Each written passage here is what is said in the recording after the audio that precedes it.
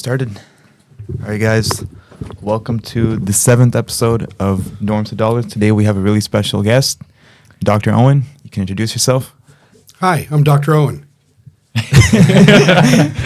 I'm the not-so-serious director of the Innovation Minor at McMaster University, and I teach the first Innovate course called 1X03. It's quite popular. Yeah, so Yes. we all took or me and Milan, we took his course in our first year. And, we took it, didn't thinking too much of it, right? We just took it like, oh, this is a nice, easy course. We can get that 12. And, what ended up happening was that course was some sort of weird, bacteria. It just kind of grew on us. And, it kind of struck our curiosity for entrepreneurship. It's actually, one of the reasons that we're here today in this podcast talking about school and entrepreneurship and the life in between and beyond. And that's kind of just sparked by Dr. Owen's course, Innovate 1X03. So that's why he's here today, guys. And let's get into it. Let's get into our questions now. Questions, yeah, for sure. Do you want to start off with the Tate? Or you know what? You start off with one. Okay. I'll find the clip real quick. Sounds good. Okay. Yeah, so my first question for you, Dr. Owen, is balancing school and business. So many student entrepreneurs struggle with balancing schoolwork and running a business at the same time. Based on your experience, what strategies work best for managing both effectively? So work-life balance, and that goes beyond students, but at your age and in this situation, university students, you just don't have a lot of experience yet. But work-life balance for me is a matter of being aware and in the moment and know why I'm doing the things that I'm doing, why they're important, so I don't get caught up in trivia. I organize my time as best I can because I'm kind of a last-minute person like everyone else. But I try to make sure that I give time to the body, the soul, and the mind, all three of them equally. So I try to make sure that I don't overwhelm myself with things that maybe aren't going to matter in a year's time. Yeah, for sure. Kind of like the 80-20 rule, per se, sort of focusing on the things that really do matter, right? Well, I'd probably throw it at the 33 by 3 rule, 80-20. We're leaving one of them out. But if I had to pick a 20, it would be health first. Or is that the 80? I think it would be the 20% that gives the 80% of the results. I think it would be the 20, the 20% that you focus on. Yeah. This is why I always tell you to hire your accountants. Yeah, for sure. No, that's good. That's a great response. So I found the clip now. This might be a little bit funny for you, but don't understand why all of these teachers, economics teachers, business professors, the people teaching MBAs, all of this conventional education, the people who are teaching you how to get rich are not rich. Think about that. If you went to a music school and you want to learn how to play guitar and you handed the teacher a guitar and he said, don't know, I've heard of one of these, never played one, would you listen to the dude? It's only with financial education we are listening to a bunch of broke boys trying to tell people how to get rich. If they really knew how to get rich, they wouldn't be broke boys. Don't understand that. so what are your thoughts on that clip? Well, I can appreciate where he's coming from because my life pathway took me from undergrad and then right into the business world. I started my first business right at the end of my undergrad degree, and I did that for about 15 years until I decided I wanted to do something different, that I had achieved all the things I wanted to achieve and wanted some different types of personal growth. Yeah. And then went back to school for a master's and ultimately a PhD in business. So do I agree that you need to have direct experiential knowledge on certain topics? No, I don't agree with that. Take, for example, having an appreciation for economics. You don't need to be an economist to understand economics. You just need to listen to them. There's an expression or a saying that when you're the CEO of a company and you look around the boardroom, you should be the dumbest person in the room because your job is to hire the smart people who know the things. Your job is to provide vision and leadership.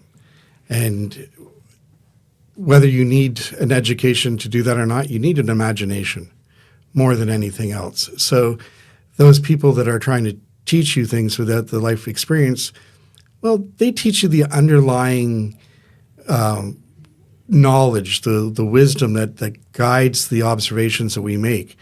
So when you talk to your marketing professor and he's not been in the marketing field in a private sector sense, he still has spent time researching and learning about why things happen. So I think that there are two types of people you need in your world: those who teach you how and those who teach you why. And once you've understood the why, then you can change the how. And when you change that, you have an opportunity or an advantage over the people around you. I see.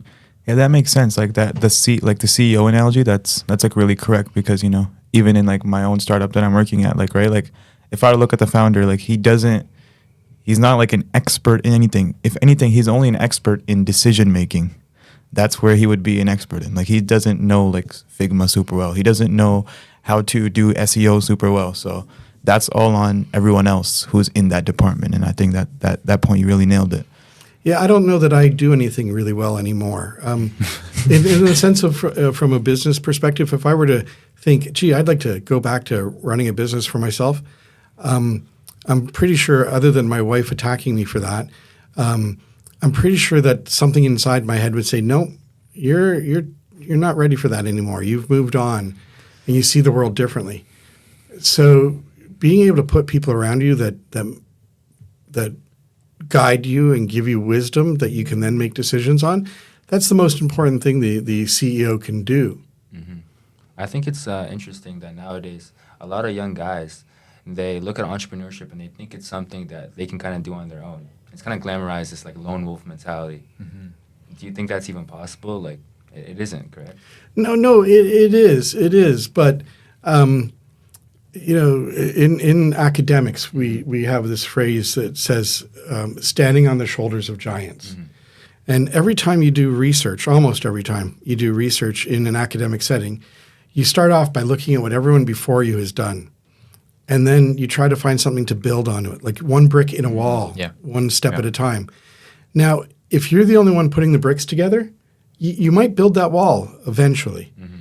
But if you look around and see what others are doing and learn from their opportunities, their mistakes, their successes, well, then you're going to move faster. And I would say that modern business moves pretty darn fast. So, yes, you could run your own business.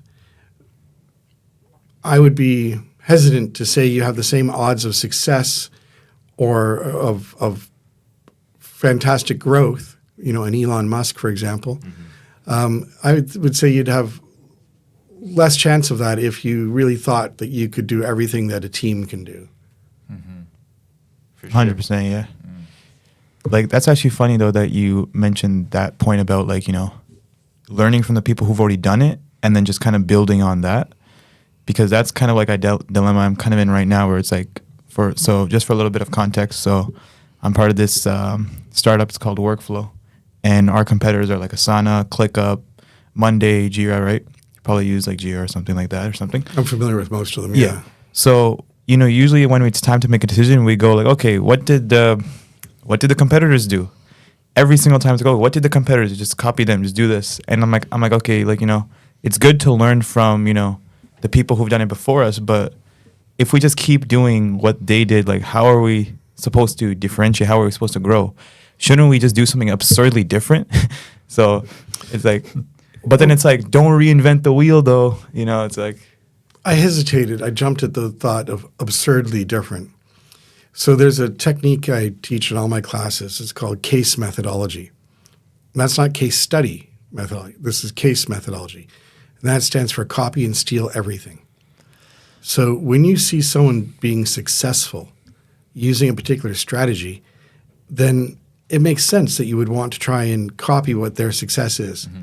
Yeah. But to differentiate yourself, now that I'm putting on the academic hat for a moment, we could have lateral innovation, which means you borrow something, copy something from a different industry and bring it into your space where it is novel again, and where you start with the knowledge that it works somewhere else, but the innovation, the creativity, the novelty of being in that space first.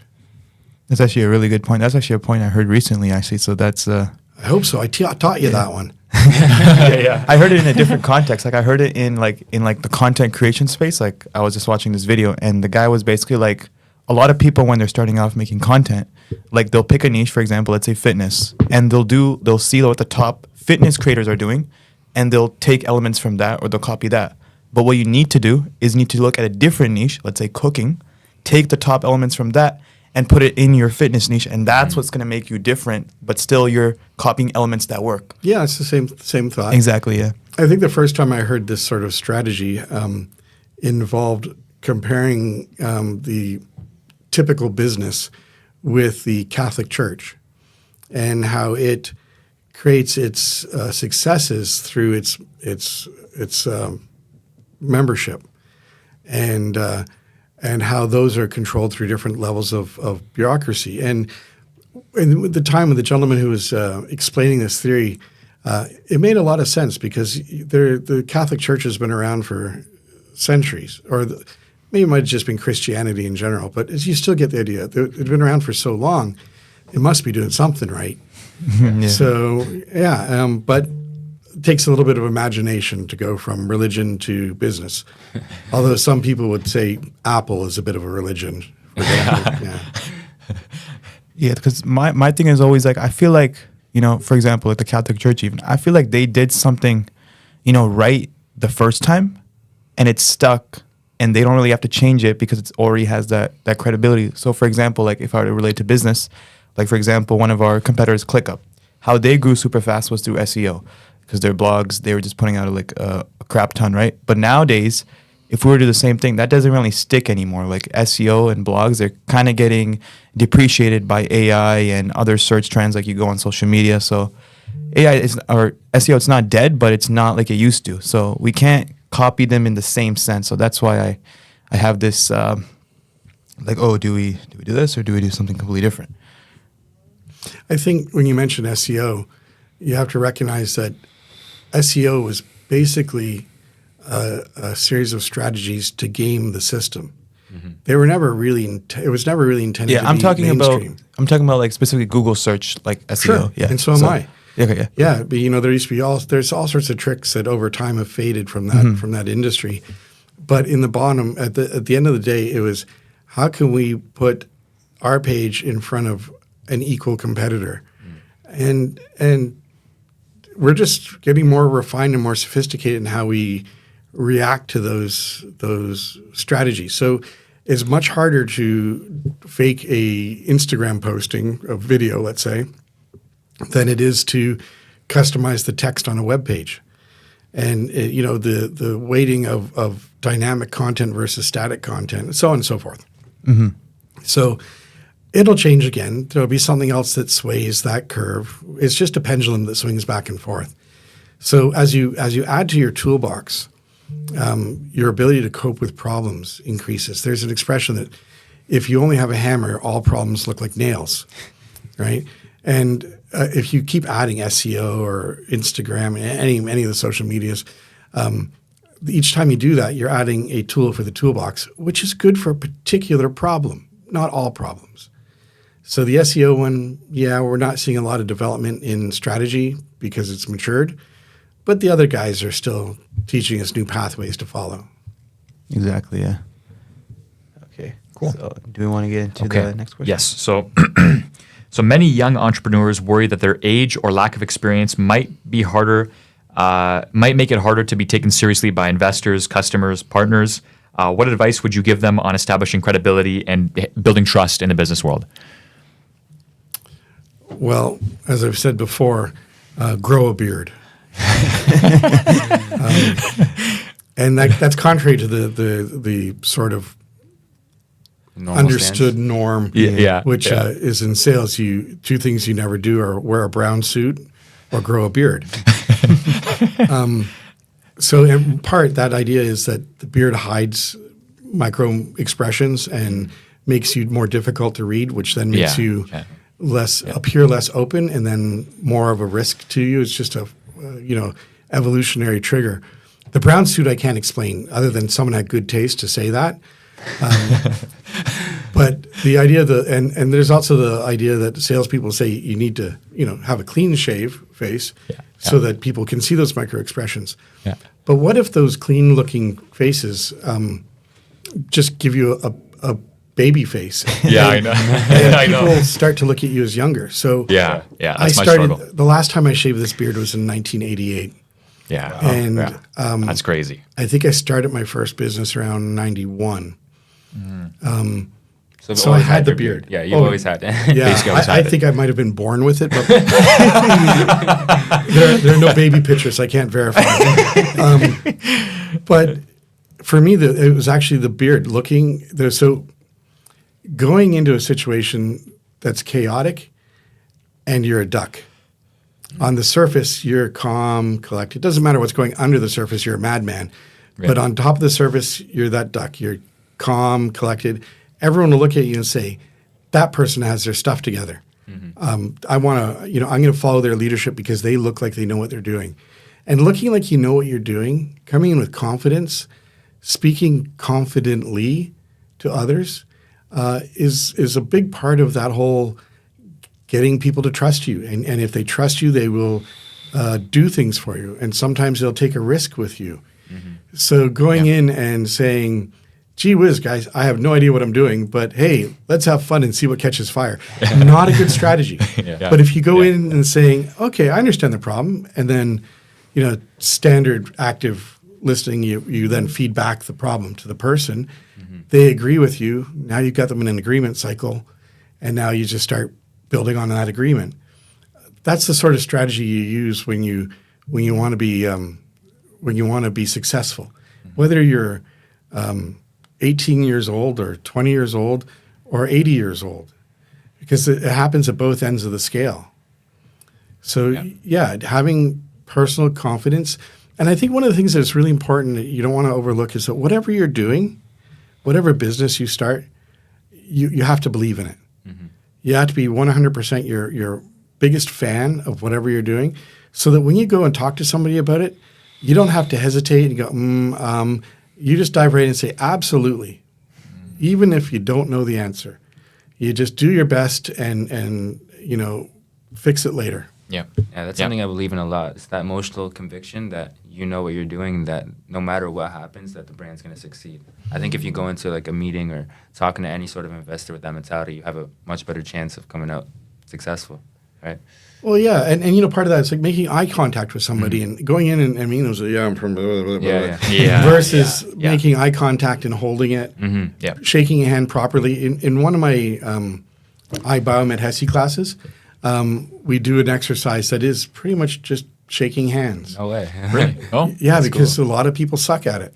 Yeah. And you get one of those wimpy hands that you miss the grip on. Yeah. And you get this wimpy handshake, and both of you are feeling really uncomfortable. So learning not to do that, it's important. Yes. Another thing in the manosphere space that's like really important is going to the gym. And I think it's because a lot of entrepreneurs and business people, but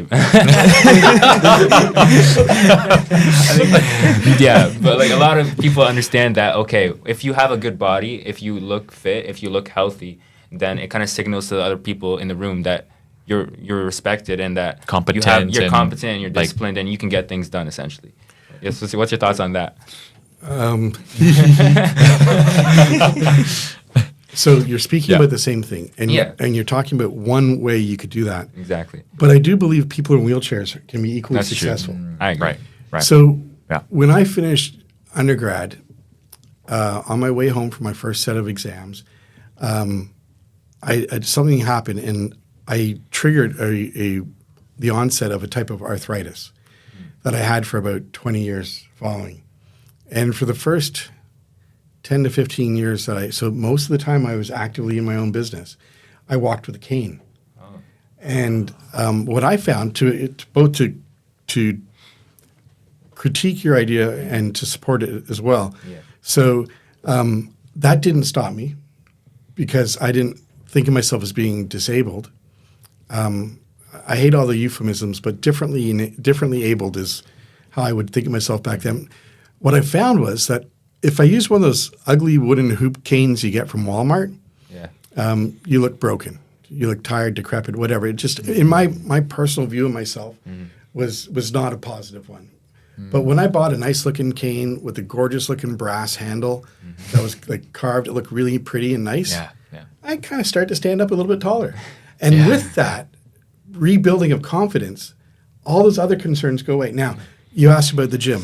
Well, I can barely spell the word. Like, I don't go near them at all. I have tried, and I like to be active in the outdoors and such, but going to somewhere to sweat in a group of other people and lift up heavy pieces of metal that could easily, hurt me. Yeah. I'm not thinking that doesn't sound like inspired fun. And when I think about what I want to do, I want my life to be full of success and to be fun. So I'm not going to go to the gym, but I do go hiking all summer. That's and, good. Those sorts of things. Yep. So health is important. Looking good is important. Believing you're good is most important. Yeah. So I guess it's whatever just brings you the most confidence, I guess, and whatever you feel that you need to do to become more confident, right? Yeah, absolutely. Like, look at this guy. He doesn't even lift. Not anymore. Like he's been lacking a little bit. So, but yeah, He's too locked in, that's why.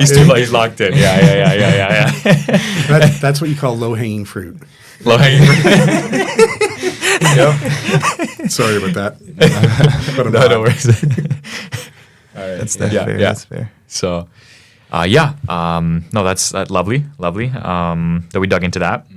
It also gives me more insight because I feel like maybe gym, like for me, I love working out, and I do think it's also a separate thing from business. It's more of like a hobby. I kind of tie my identity towards like just being a fit guy. That's kind of why it's easy for me. I find myself, I don't like Well, gym anymore. The thing is though, you said a couple of key things. So I said before, body, mind, soul, the three of them, triad, and you just identified that the body part of that triad is something that gives you a great deal of satisfaction. Yeah. And it gives you satisfaction. It doesn't really make you better at business, make you better at school, whatever. Yeah. But it makes you better as a person. It gives you confidence. Yes. Yep. So having faith and confidence in what you do, it's always going to come back to, do I feel confident in what it is I'm doing? And if you feel that way, if lifting weights are the thing that makes you be inspired and compelled to do better, to do the best that you can, then it's a good thing. Yeah. Now, I don't get excited by those sorts of things, but playing soccer. Okay, no, I was terrible at soccer. Playing hockey, for example, in my youth, the physical activity made me feel positive and good about myself. Yeah. And then, of course, you get the whole endorphin rush from exercise. Yeah. And that's a great thing as well for you, a natural high. Absolutely. But being a physical person, being a spiritual person, if you want to go and pray to in your belief system, and that gives you satisfaction, then that's where it'll come from. Yeah, it's actually funny because, for me, like, when I was, like, consistently going to the gym, I feel like it gave me too much confidence to the point where it's like, I feel like I don't have to do anything. I just go to the gym, That's and what that's a it. lot of people. Yes. And, like, I Oh just my focused God. all in on the gym, and then, like, the rest of my life, nothing's going on. And now it's, like, to the point where it's like, I do not go to the gym at all. And now it's like, I just, like, focus. I don't know, maybe I just do the whole thing where I just focus everything on one thing, because now I'm doing the same thing. But, like, now I'm just going all in on business and doing nothing else. So maybe I'm not good at balancing multiple things. A little bit I of don't know. ADHD going on there. I know. Compulsive behavior. Yeah. But Yeah. you know what, though? Okay, so I appreciate what you're saying, and I agree. Like, I think lots of people experience that. And from my limited experience as being only one person in the universe, I've tried to be more, but it doesn't work out. My experience is that I like to skip from one thing to another, mastering it, and then it gets boring, and I move on. Some things I master in a few days. Can't imagine what, but and then other things takes me 15 years to reach that point in my business life that I felt like there was nothing more that it could give me to create that sort of sense of self-awareness and satisfaction. I mention that because it's just a tie back into class where we talk about Maslow's hierarchy of needs. Yeah, that's right. Right. See, you did learn something in my class. Yes. Yeah. So getting to that pinnacle at the top of Maslow, understanding what's going on there and realizing that I've reached that pinnacle. What do I need to do now to expand that, to grow that, to get higher. And for me, it was shifting to a different focus, academics. Yeah, yeah, that's right. The self-actualization part or whatnot. Yeah, yeah. That's interesting. Yeah, and you mentioned the video you showed me earlier where they're making fun of academics. Well, there's something to that, because people don't realize that although we're paid well, for many people like myself, there's an opportunity cost that is not readily recoverable. For the 5 years that I spent doing a PhD and all the years before that in school, if I replace that with working wages and what I used to make in my own business and such, I'm still in the hole for another decade or so before I get that back. And you never do get it back. Mm-hmm. So, yeah, you kind of have to sort of want something really badly to get there. Mm-hmm. Why did you, just from the top of my head, you started your business when you were younger, right? Mm. I was just thinking, right now you put yourself in a position kind of to be a teacher to younger guys who are interested into entrepreneurship and a mentor. Mm-hmm. Yep. Did you have a mentor when you were younger? Did you have someone like you who? Yep, Ron. Ron. He's no longer with us, but he had a business that it was a cash business, an arcade, and he owned a bunch of arcade machines that he distributed all around Northwestern Ontario. Yeah. Wow. Probably 1,000 machines, I would imagine. Oh, that's cool. Wow. And one thing he taught me was that because he was a cash business, he got audited like every other year because it's cash and it's a great way to launder money. Oh yeah, yes. And he was a very, very ethical, honest man. And he taught me to, that keeping track of records and looking for those little nuances, those details. So when the auditor would come and say, well, this machine isn't making as much money as that it did over there or it does now, so therefore you must be skimming. And he'd be like, nope, let me show you the trends. And he'd show the trends with that particular game or that particular location and show how it's defendable. And it's not that you have to be defendable. It's that he had such an exquisite, intricate understanding of how his business flowed that he understood what to look for and how to look at it. And many times, you'd watch this gentleman do his craft, and everything he did had to be very well done. He was a real Renaissance man. Yeah. He was a master at so many things, and he's always looking for new experiences and expansion. And watching how he ran his business was incredibly inspiring. And when I got in trouble with a problem here or there, and I didn't think I could come up with a good solution, I was over at his house or his office in a heartbeat, and he always had time for me. Wow. And that's why too, like nowadays when I have students, after my class ends, I sit there probably typically an hour after class ends just to answer the loose questions that are coming through. Some of them are class questions, some of them are life questions. But having a positive influence on people and showing them that others value them, especially in the younger ages when you don't have a lot of that signal yet in your life, and you will get it. But being there to encourage people to go in a direction and to tell them that they're making good choices or that they're thinking well, it goes a long way for anybody. Yeah. I know there's some stats from years ago about the likelihood of a business succeeding with and without a mentor. And I don't want to quote the numbers I recall because they're probably not right, but there was a significant, substantial likelihood of success, improvement in that when you had a mentor. Makes sense. Or more. Makes sense. I feel like a lot of people nowadays, they don't have mentors. And if they do, it's often online. And it's coming from sources like Andrew Tate or other big entrepreneurial figures who are rather controversial and kind of antagonizing. Like, how do you think is the best way to find these type of mentors and these type of people to teach you? How can you network it and find that person? You invited me here today. So I would turn that question back on you and say, why did you choose me?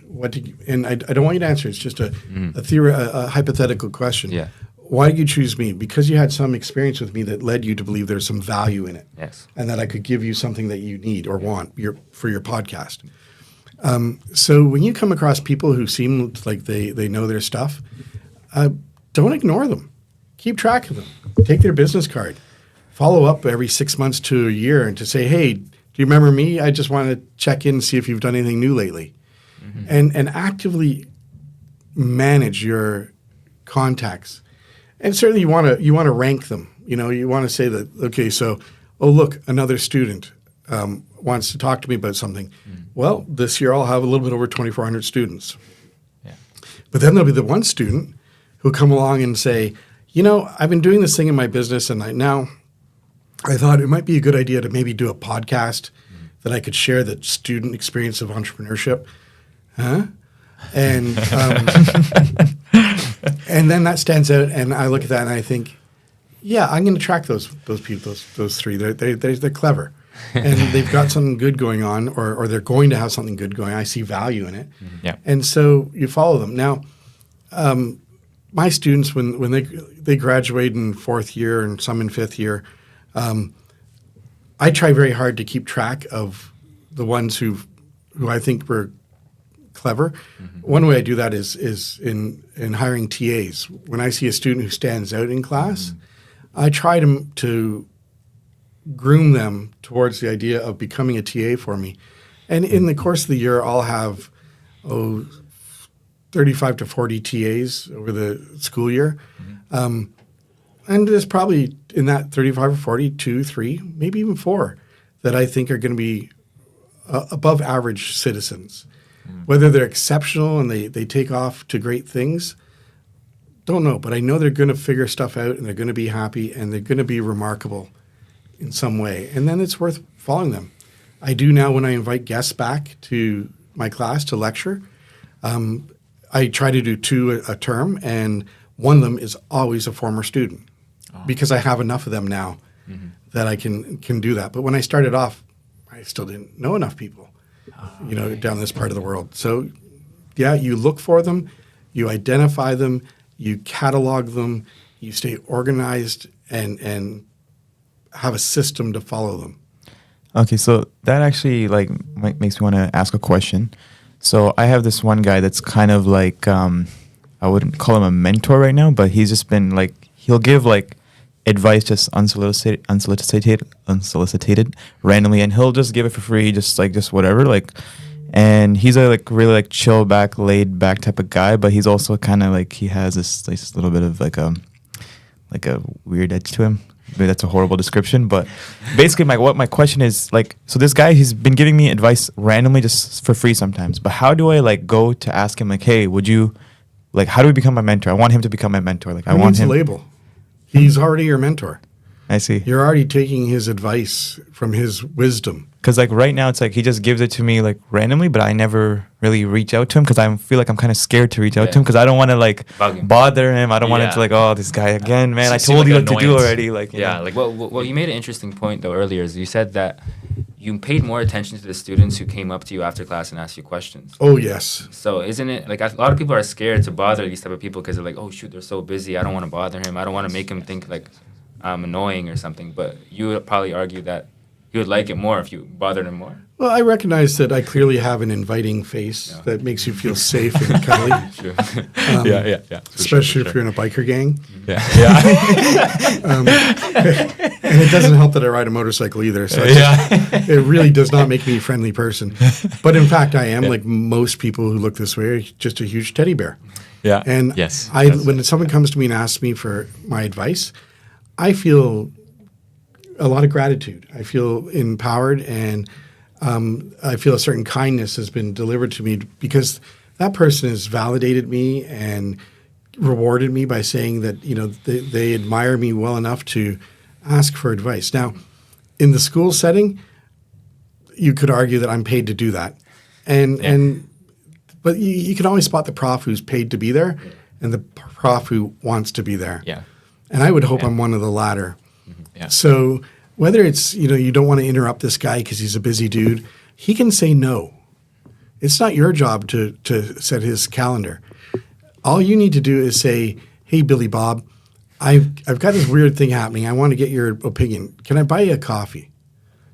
Yeah. You know, a lot of relationships for me start over coffee, and I don't even like coffee. But it is the social norm. Yeah. So I will drink that coffee. So yeah, and of course, going to events and meetings and things, not being cloistered in your bedroom at home, but actually getting out to meet other entrepreneurs, even if they're contextually not interesting to you. So, for example, I go to conferences from the medical school. I'm not. That's not me, but it is.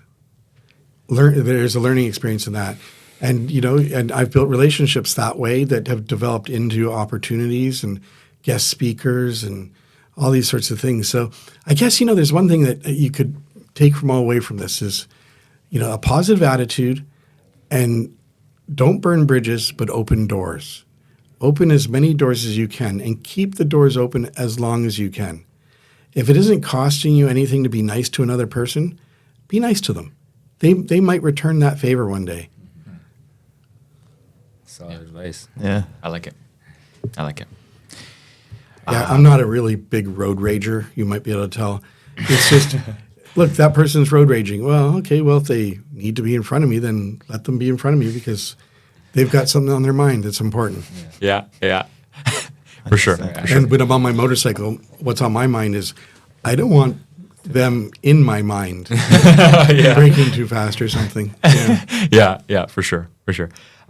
So yeah, I guess my next question would be, so failure is a natural part of entrepreneurship, but for students, it can feel especially discouraging. So what's the best way for student entrepreneurs to process failure, learn from it, and keep moving forward with confidence? That's a dumb question. Yeah. Oh, wait. Was that a failure? Got you there. Okay. I don't know if you got that joke, but that's okay. I didn't actually. No, I didn't get the joke. I didn't get the joke. No. Yeah. I just called your question a failure. As, Oh. yeah, I think we're going to have to edit that little section out. Maybe. Yeah. Maybe a little bit. to make it flow better. Yeah. That Yeah. didn't go well. Yeah. Okay, so the question of how do I feel about failure? Yeah. Most important tool in your toolbox. Yeah. If you're afraid of failure, you will not succeed because, for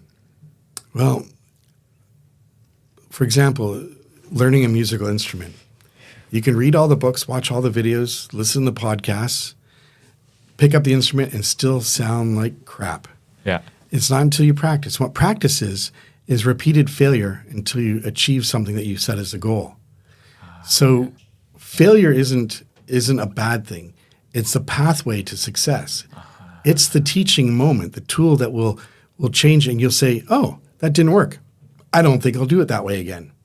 So there's this overused quote about Edison being challenged and saying, how does it feel to have failed 999 times to make a light bulb? And his retort was, I haven't failed 999 times. I've learned 999 ways not to do it. Okay, and that's the right attitude towards failure. In my classes, all my big assignments, the milestones that you guys experienced, you could hand them in again if you screwed up. Now, because the size of my class has grown, I use something called a competency, which is a chance to demonstrate a skill. But if you don't demonstrate the skill correctly, you get a 0. If you do demonstrate the skill correctly, you get a 5, which is basically a pass-fail. Yeah. But the thing is, if you fail, you can resubmit that assignment as many times as you need until you pass, because failure is the teacher.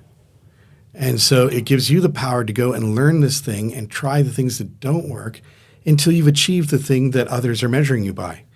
Thus, you have success. And where they say, the safest place to learn is in school, well, a lot of our learning, with assessments and stuff, with tests, are critical.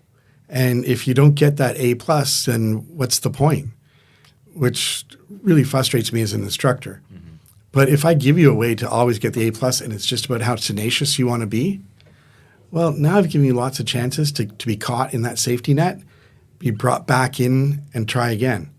And I've only been doing it for about a year, this strategy. And it seems to be, students seem to be really enjoying it. So I think I'm being successful with that. But I am going to change it. I've got some tweaks I want to put into it because I don't think they're working as well as they could.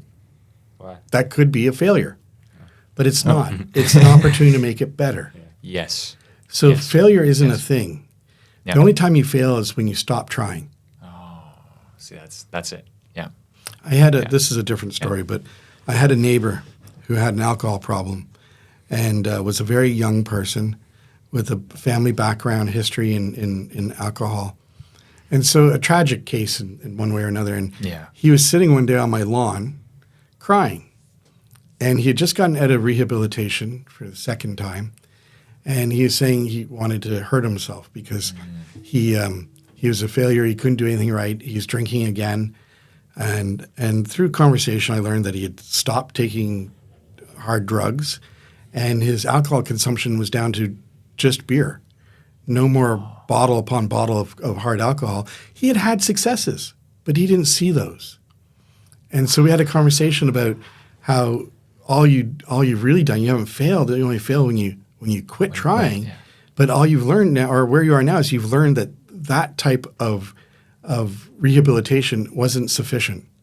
And now you have to pick a new path and see if that'll lead you to success. And the last time I saw him, he had gotten his first job and was staying, well, maybe not 100% sober, but controlled to weekends. And the magnitude was, where you used to drink 24 beer, now he drinks 6 Oh yeah. in a weekend. And over 2 days, 3 days, to me, that didn't strike me as a bad thing. No. It might be more than most of us would drink today, but in his scenario, he was starting to have success. And he wasn't crying anymore. He figured it out. Yeah. Good. That's key then. That's oh yeah. Yeah. And then should we do the deep question now? Sure. So yeah, basically, if you guys don't know, so Dr. Owen started one of Canada's first internet companies. Now, if you did something like this today, like you started one of the first, I don't know, AI networking agent bots, whatever, that would be cool because how would you do it? You would just go on the internet, you would go on ChatGPT, you'd search it up, how to do it. You would search up, you would get the ideas from there. But where on earth did you get the ideas when there wasn't even the internet? Because you made the internet, basically. Yeah. So this is an important personal characteristic that I think everyone should try to work and develop. And there's a Sherlock Holmes quote that says, he says to Watson, "Dear Watson, you listen, but you do not hear." And that skill that I'm thinking about is the ability to absorb and observe the world around you, even if it's not in your immediate attention. But, you stop a moment later and say, "Hey, did I just see that back there?" Maybe something like that. So those people who go to the movies and spot all the Easter all the eggs and all that. Yeah. Yeah. You want Yeah. to be like one of them because they're paying attention. They're deeply involved in what they're doing at that moment. They're engaged. They're using 100% of their soul, as it were. And so when I started that business up, I was a big fan of a science fiction author by the name of Robert Heinlein, 40s, 50s-ish. And he wrote some very timely, very good quality stories. He wrote full novels and he wrote anthologies, collections of small stories, short stories. And there were 2 stories that he wrote that really compelled me in how I looked at my world around me. The first one was The Cat Who Walked Through Walls. It is a very thick book. It's a good story, but you need more than a weekend to read that puppy or kitten. And in the story, there's a scene where they're doing something on a computer or surgery or some technical thing, and the protagonist in the story looks over his shoulder and says, "Hey, where'd that cat come from?" And someone says, "Oh, out in the hallway." Well, it's a space station. It has hallways. Okay, gotcha. Was that helpful? No. So the protagonist looks back and goes, "What do you mean from the hallway?" Of course. But how did it get in this room? The door never opened. And someone said, "Oh, don't be silly. He walked through the wall."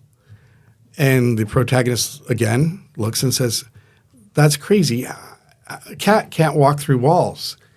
And someone else in the room said, "Well, no one's told him yet." Yeah. Right? Yeah. So, Yeah. and then there's also the Alice in Wonderland, believe or dream about an impossible thing every day. I think it was the Queen of Hearts. Yeah. So maybe that even brings us to a third point I'll come back to in a second. But the first point was this story, The Cat Who Walked Through Walls, that taught me that just because someone says you can't do it doesn't mean you can't do it. Yep. You might just have to find a new way that they haven't. Yep. Yep. So that should inspire you to try harder. Yes. And then the other story was a short story that really struck me called We Also Walk Dogs. I guess I have a pet theme going on here. But We Also Walk Dogs. And that's a story about a company that had vast databases of knowledge and resources. It was like a concierge service on steroids. And you call into this concierge service on your video phone. Remember, 40s and 50s, video was already something to dream about. Yeah. So you call in on your video phone and you tell the operator, well, I need someone to come and walk my dogs. And so they would say, okay, well, we'll get a dog walker to you straight away. You know, this is the fee and this is the price and so on, whatever. And off they would do, and they would take care of other people's problems.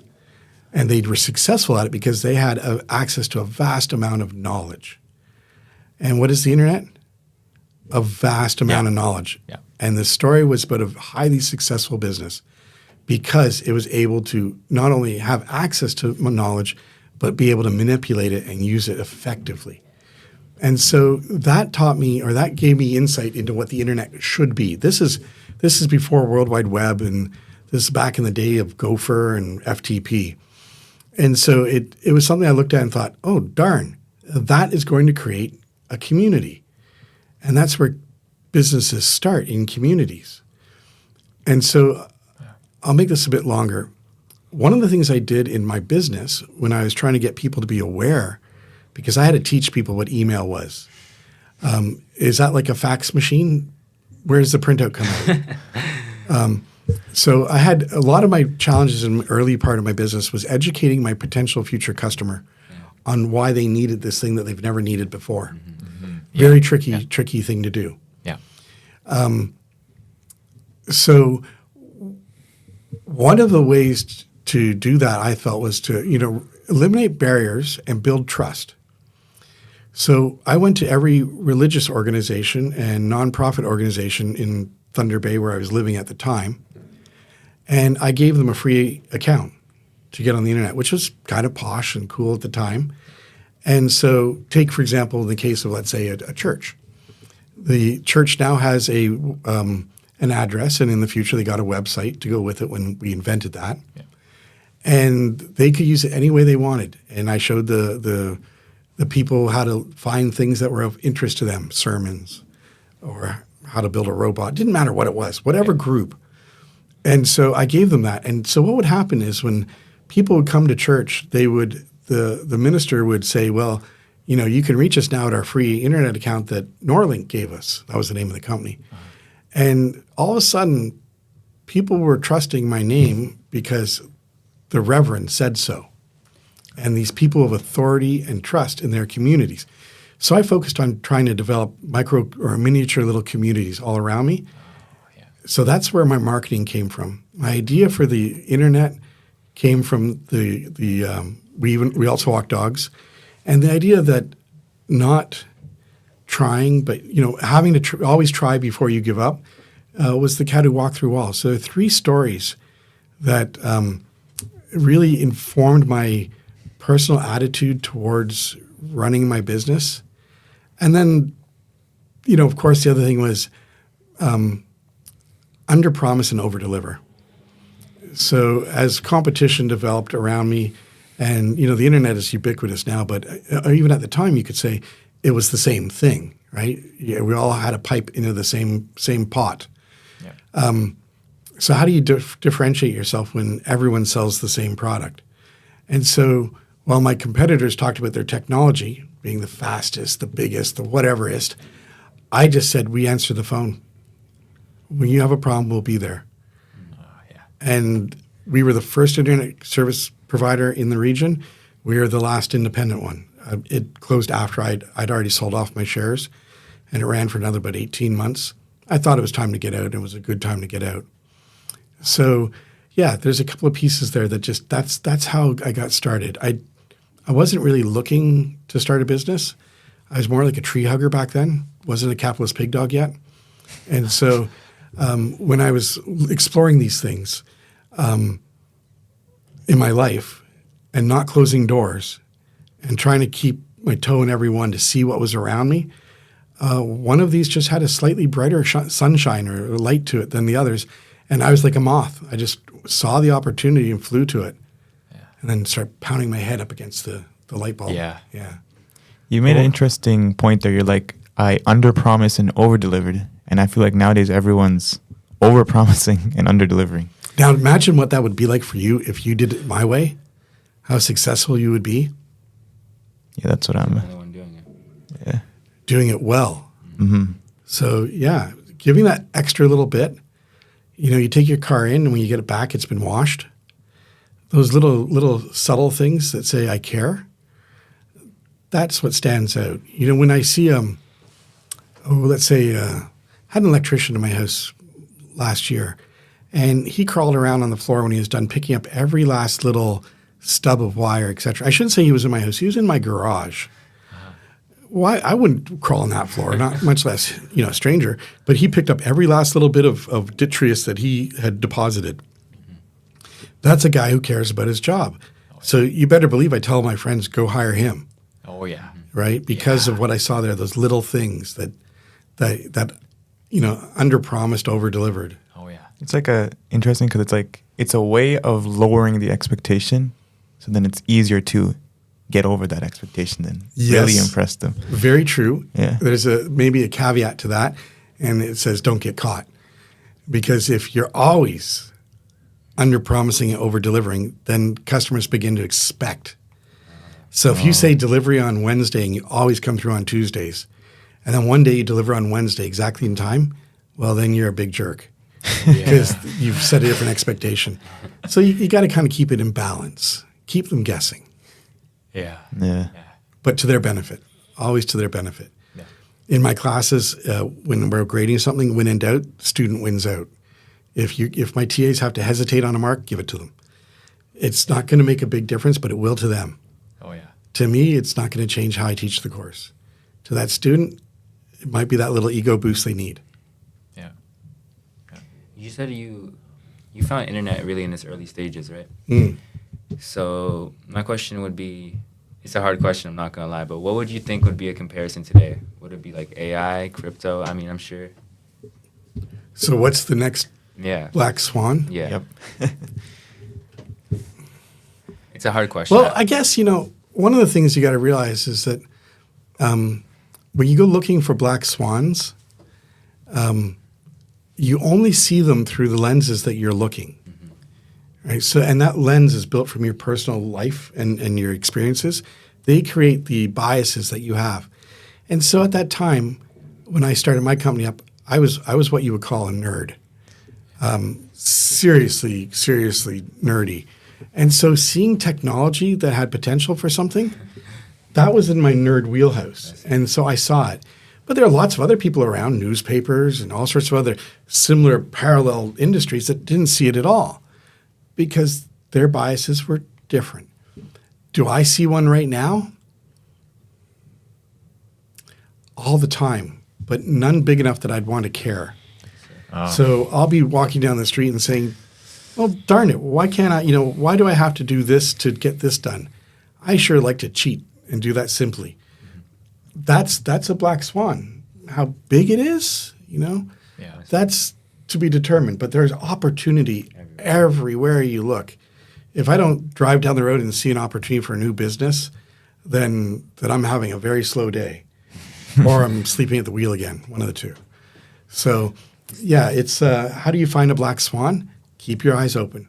Keep as many doors open as you can. Your head's on a swivel. You're meeting new people. You're embracing differences in people. You're not judging things and saying, well, that's not going to work. You look at that and say, maybe I can't make that work. I wonder how this person will do. So when I hear what we will call a bad idea, in my mind, I think it's not a bad idea, but I don't have the appreciation they do to make it a good idea.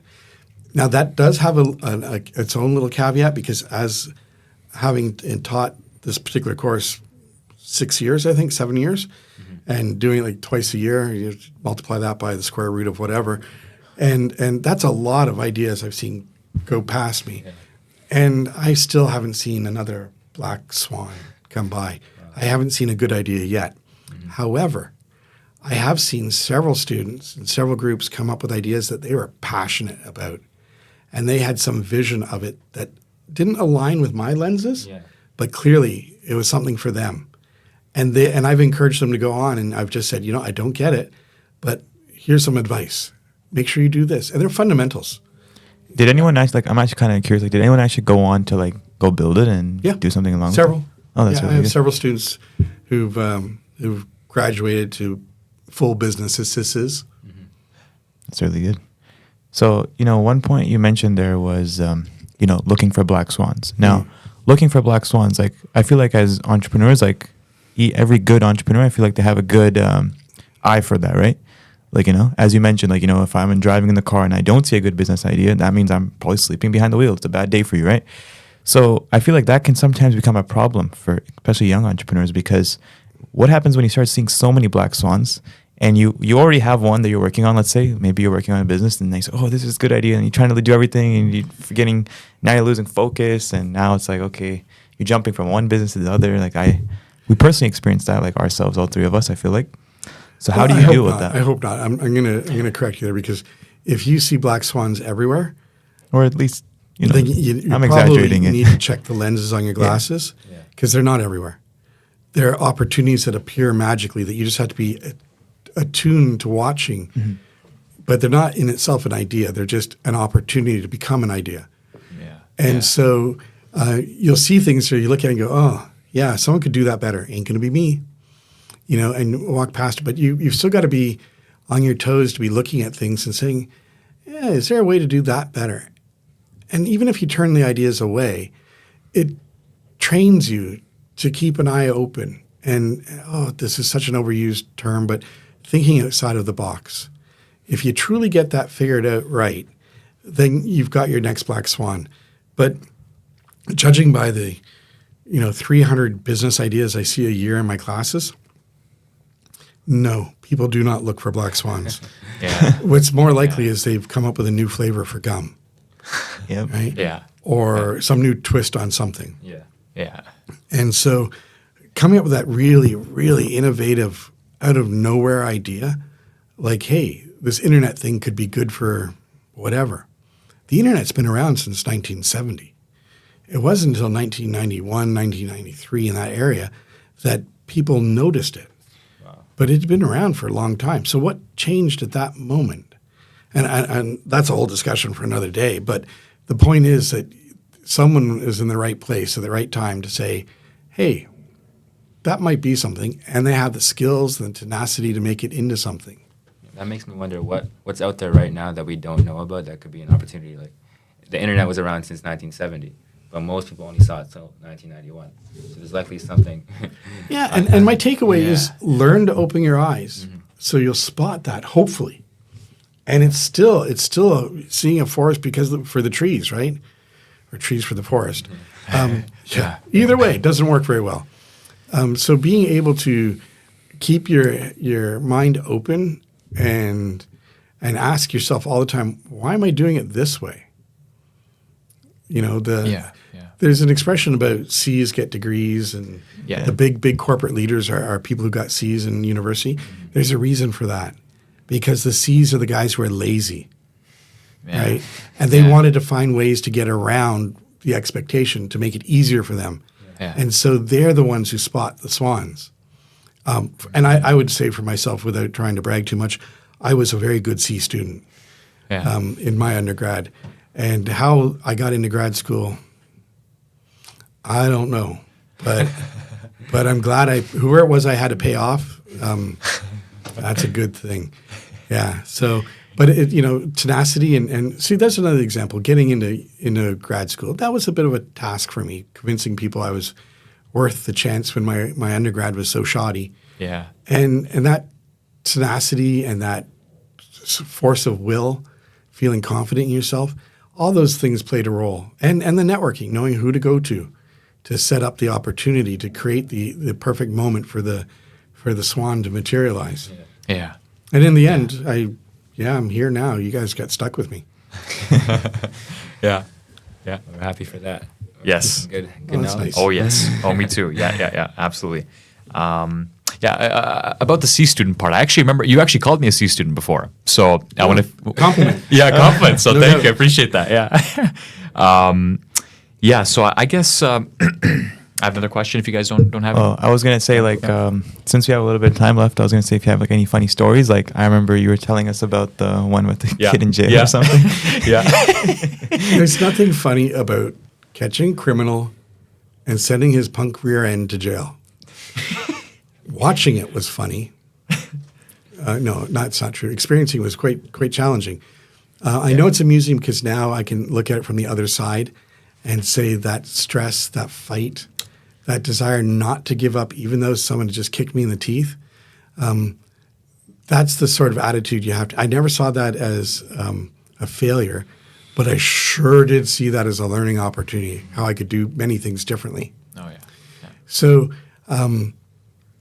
for me, the goal right now I have in my life is to maybe influence one person. I'd like to say one person before I retire, which I'm not intending doing anytime soon. One person where I made a big enough difference that their life is happier than it could have been. And I do my best in class, in school, outside of school, to be the positive person that says, well, let's try it. And how bad can it be? So, I wouldn't recommend going and making money off of being a volunteer for drug testing.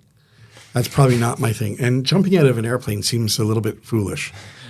But other than that, living every part of your life, physically, socially, spiritually, living it 100%, I like to make the analogy that we're at a sporting event and we can sit on the bench and watch the game, or we can get in and play. I don't want to be a bench warmer ever. Yeah. So don't be a bench warmer. Why not try it out? Why not take a risk? Yeah. And if you're at that point in your life where right now you guys have very few, relatively speaking, risks. You don't have families, you don't have homes, you don't have cars, mortgages, whatever it is. You don't have a lot of high risk. Yeah. So why not set up a summer business and see what it does? So this is a great time to go and try and fail and learn. Yeah. And because even if you don't do well at what you're thinking is a business, you've learned all sorts of ways not to do things that you can then take to another career. Yeah. So, I once thought I would never work for a company that paid you by commission because the company didn't have confidence in their products. And that's why they don't pay you a salary. And then I had my own business and I thought, I will never work for a company that gives you a salary because they're holding me back and I know I can do great things. And then I looked at the third time and said, nah, I'm done selling things. I'm going to go teach. Yeah. And just stepped right off the boat and onto another one, just blindly into the abyss, trusting that there'll be a second choice. And there was. Yeah. See, that's a great message, like overall, I guess, for this whole thing is basically just, don't be scared of that failure and just fail as fast as possible, to be honest, because that's going to get you to where fail fast, fail hard, something like that is the expression. Yeah. Something like that. Yeah. Yeah. Well, that is what you have to do, but do so with a smile on your face, recognizing that even when it goes bad, it's going to be an experience that's worth keeping. Yeah. 100%. Yeah. Absolutely. I like the metaphor that you can only really go as high as you go low. So essentially, if you fall down fast, you can go just as quickly up. You know what I mean? It's an interesting way to think about it because it makes it easier when you do fail to know that. Yeah, well, it kind of takes away the stakes. Yeah. You're not worried about the cost of failure. Mm-hmm. You're dreaming about the cost of success. Mm-hmm. So it's not like how much is this going to cost me to do? It's like, wow, how cool is that? I want to do it. I hope it's not too expensive. Mm-hmm. So you go and you try it. You start a business. I've had a few businesses over the years that I've just tried novelty things because I wanted to build something or do this or that. And I knew that they were going to be short-termers, just something I tried for 6 months and they don't catch on or they do catch on and I sell it or something. They're not never were $1 million businesses. The ISP came pretty close. But the experiences are the valuable part. The whole you can't take it with you kind of business. Yeah. Mm-hmm. I think that's a great note to end off on, I guess. Yeah. So thank you, Dr. Owen, for joining us on the podcast as our first guest. Very I insightful. think you've First ever We guest. appreciate it. Yep. Yeah. Wow. First you've ever guest. inspired many people who are going to watch this. Well, Yes. I'm grateful for the opportunity. I love doing this stuff, and hell, I'm helping a couple of students out here. So, Oh, for sure. easy decision for me. Yeah. So, just try and lose a few pounds off my profile, and Yeah. and then I don't have to go to the gym. Yeah. That's right. That's right, thanks, Dr. guys. Owen. Thank you. All right. Thank you, No Dr. problem. Owen. Thank you so much.